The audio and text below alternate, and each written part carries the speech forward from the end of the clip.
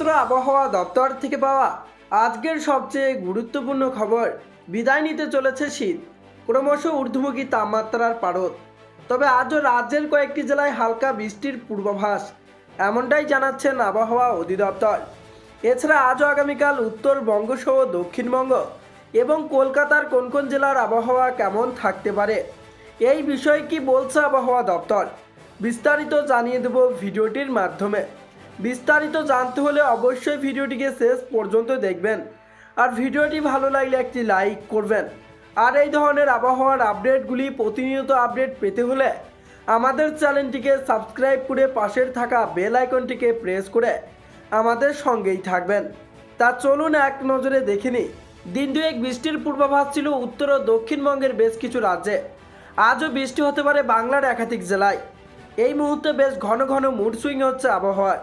শীতের দাপট অনেকটাই কমেছে, এক ঝটকায় পারদ চড়েছে অনেকটাই।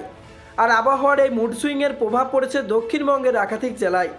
কোথাও বৃষ্টি তো কোথাও আবার রোদ ছাওয়া, ক্ষণে ক্ষণে বদলে যাচ্ছে আবহাওয়ার রংরূপ। এই যেমন আজ দক্ষিণবঙ্গের দুটি জেলায় বৃষ্টির সম্ভাবনার কথা জানিয়েছে হাওয়া অফিস। মৌসুম ভবনের পূর্বাভাস, আজ বীরভূম ও নদিয়ায় বৃষ্টি হতে পারে। এছাড়া বাকি সব জেলার আবহাওয়া শুষ্কই থাকবে। তবে সকালের দিকে কুয়াশাচ্ছন্ন থাকবে দক্ষিণবঙ্গের জেলাগুলি। বেলা বাড়ার সাথে সাথে বাড়বে দৃশ্যমানতা। মোটের উপর বৃষ্টির সম্ভাবনার কথা না থাকলেও মেঘলা আকাশ থাকবে দক্ষিণবঙ্গের পুরুলিয়া, বাঁকুড়া, পূর্ব বর্ধমান, পশ্চিম বর্ধমান সহ বেশ কিছু জেলায়। হাওয়া অফিস সূত্রে খবর, আজ দার্জিলিং, জলপাইগুড়ি, কালিম্পং, আলিপুরদুয়ার, কোচবিহার, উত্তর দিনাজপুর, দক্ষিণ দিনাজপুর এবং মালদার আবহাওয়ায় কোনো নয়া বদল দেখা যাবে না। সকাল থেকে ঘন কুয়াশার চাদরে ঢেকে রাখবে উত্তরের জেলাগুলিকে। দৃশ্যমানতা 500-র নিচে নেমে যাওয়ার সম্ভাবনা প্রকাশ করছে হাওয়া অফিস, যে কারণে হলুদ সতর্কতা জারি করা হয়েছে।